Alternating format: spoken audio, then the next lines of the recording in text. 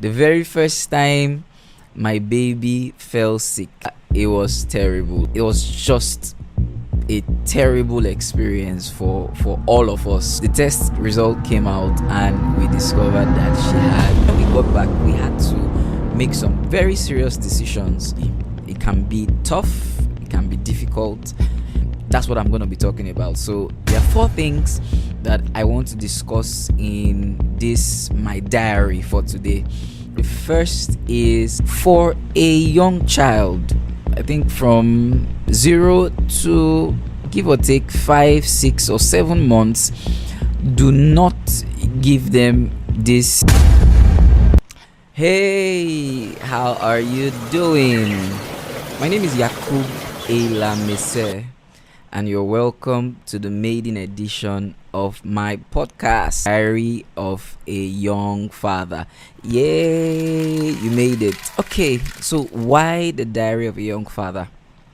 I am creating this channel for the sole purpose of educating, informing, and helping young fathers navigate their journey when they just have a baby. It can be tough, it can be difficult, and I am going to keep a record, a video log of all that I have experienced so far.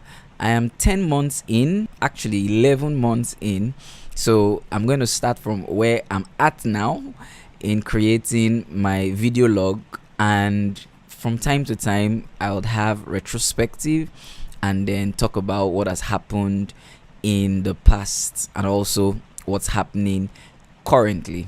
We'll delve right in. Today, we're going to be discussing a very important topic that is pivotal for young fathers, and that is the health of your baby. The health of your baby. But before then, if you've not subscribed yet, please ensure you do just that. Subscribe and click the notification bell such that anytime I release a new video, you are able to see it and then you can get this. Also, share this to young mothers too, or share this to intending parents because they will find it very useful. So the topic of today, we'll be discussing the health of your baby. So I'll start with an experience. The very first time my baby fell sick, her name is Audrey. The very first time she fell sick, I cannot describe the feeling, and I want to believe every parent experiences this. She was running temperature. My wife couldn't sleep, I couldn't sleep, and it was just an ordeal. The next morning, we took her to the hospital, and that's where the real ordeal began, where they had to get an extract from her, that's her blood, I mean, to run tests and all. And then the test came, well, I'll have to narrate that story, that part of the story. When they were trying to extract blood from her, it was terrible. Audrey was screaming, I was crying, and I couldn't even manage it. I think I stepped out, or I went to run some admin operations for my wife, but it was terrible. She was weeping because of the needle that they were using to take blood from her, and we knew that this is going to be very, very very interesting. So what happened was the test result came out and we discovered that she had malaria. By the way, we live in an area where there are a lot of mosquitoes, but we tried to take as much precaution as we could. We used insecticide, but one thing that we didn't use is what we're going to talk about in this video log. But to cut the long story short, we spent the night in the hospital and they were administering drugs and all. In fact, she had to be fixed on drip, and they administered all the drugs throughout the night. It was just a terrible experience for all of us, Audrey, my wife, and I. But we weathered that storm and we were discharged the next day, I think, and the doctor also gave us some medication that we would have to use and I can't remember if she had to come in for injections or not. But the sum total of it was a terrible experience for us. And when we got back, we had to make some very serious decisions. That's what I'm going to be talking about. So there are 4 things that I want to discuss in this my diary for today. The first is mosquito nets.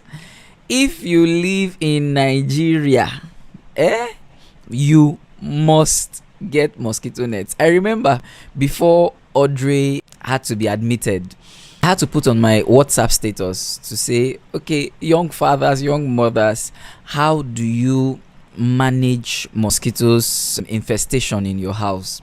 And many people gave their counsel. They said, fix nets. We have nets, mosquito nets for the windows. We have those properly fixed. People said use insecticide.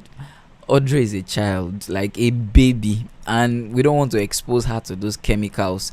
Some other people said different things. I got so many feedback, but the most common feedback that I got was install mosquito nets. And usually, because of the way houses are, mosquito nets can actually disfigure the way your room looks. It can be pretty not so cool, not as fine as your room should be. So that's why we were kicking against it at first. But after this ordeal, we had to install a mosquito net, and that helped things a lot. So this is what we do right now. We have mosquito nets installed, and then we try to use insecticide, but only when everybody's leaving the house. Like Sundays when we're going to church, we could finish a whole can of insecticide, spray all the rooms, lock all the windows, and then go for service. And by the time we return, it will be way better and conducive for people to stay in. That's how we have been able to manage the mosquito situation. First things first, ensure you get a mosquito net and use insecticide when nobody is going to be in the house and you're going to spend quite some time outside the house. The second is very important. You need to ensure that your environment is clean. Now you need to ensure that you clean the floors. Why? Children, they would always crawl, they would always pick things. So you need to ensure that your environment is clean as much as possible. If it's possible for you to mop the floors every single day, please do. If it's not possible, you may want to consider mopping twice a week, at least twice a week, and ensure that you use disinfectants, hypogic and the likes. Use those. Ensure that the environment is as clean as possible. Why? Because these children, they pick up things, and of course I'll talk about this in retrospective, but until then, children, they have different stages. There is a stage where there is a stage where they are very quiet, peaceful. There is a stage where they become vocal. By vocal, I mean they start crying and they start making sounds. Then there is a stage where they begin to put things in their mouth. So if you're in that stage, they could pick up things, they could touch the floor and all. So you want to ensure that your environment is as clean as possible. And one very important thing, the moment you have a newborn, you must ensure that tiny little objects are not lying around the house. Tiny little object. They could swallow a bead, they could swallow a battery. I've seen so many videos on Instagram on children who swallowed batteries. These small batteries for wristwatches and all, and for toys, right? And it can be very lethal. So you want to ensure that you don't have those small things around the house. I must confess, it is very difficult, but you need to try. You need to try and ensure that those little things are not around. And you, as the parent, you must ensure that before you carry your child, you wash your hands. Very important. You wash your hands. So when you go out, come in, you must have touched so many things, money, dirty clothes, bus, if you commute, even if you use this ride hailing services, Uber, Taxify, and the likes. Is that still Taxify? Both. If you use those services, you can still get your hands contaminated. So the moment you get into the house, very important, use soap and water. Wash your hands properly before you carry your child, because you most likely touch their hands, touch their faces, and you can cause whatever you picked up from the outside world to get on their skin, gets in their mouth, and then they become infected, which is very common. Currently, Audrey is not in school yet, but we know she'll get to school very soon. We also will think of how we can prevent diseases and sicknesses from picking up dirty things. So very important, a clean environment is a no-brainer for parents, especially fathers and mothers. For fathers, you need to try and ensure that you are supporting your wife. If you do not have a support system, try as much as possible to support your wife. It can be difficult. You don't even want to think about how couples with twins or triplets or quadruplets, how they survive. It can be crazy, but even just one, we know that it's a whole lot. So try as much as possible to ensure that your environment is clean. The third is drinking water. Clean drinking water. Now, of course, most families in Nigeria, we have a borehole system, a water system. So most people don't drink from the tap directly. So they either purchase sachet water or they get bottled water. Now, for a young child, I think from 0 to give or take 5, 6, or 7 months, do not give them this purchased bottled water or sachet water directly. You need to ensure that you boil them. It's a whole lot. Ensure that you boil them. And the way my wife handled that was she got these hot water flasks. I think we got about 2 of them, a big one and a small one. So ensure that you boil water, the water that you need to give to these young children, because the water that we have our water system is not there yet, and it can be a source of contamination for your child and can lead to severe sickness. So you want to ensure that the water that these children are taking, they are very, very clean. And the fourth one, which is where I will be stopping for today in this my diary, is you want to ensure you have regular routine checks and also vaccinations, right? So there are many thoughts around vaccinations. I wouldn't give you counsel directly, but whatever works for you, you can do your research and decide on the path that you want to take. But I can tell you for free that regular routine checks, they are very important.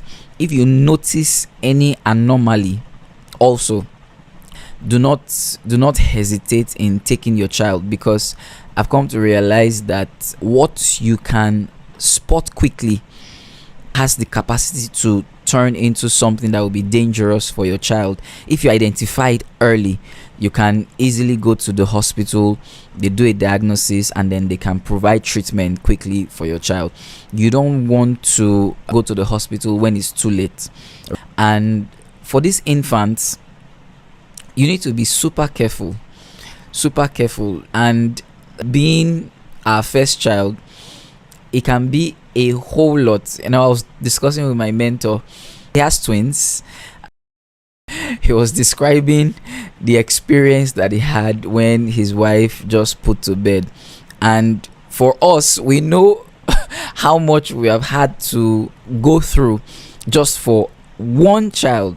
How much more people who have twins and triplets and quadruplets. So I know it's a lot, but Just take it a step a day, and you can always refer to this my diary of a young father, where every week or every 2 weeks, well, let me not promise too much, but I'm going to try as much as possible to release this content as much as possible and as frequently as possible, so that I can share my story with upcoming fathers and mothers. If you have not yet subscribed, I wonder what you're waiting for. Click that subscribe button and also click the notification bell, such that anytime I post a video, you will be notified. Thank you, and see you next time. What will I be talking about? My experience in changing diapers and cleaning up my baby for the first time. You don't want to know. See you then. Bye.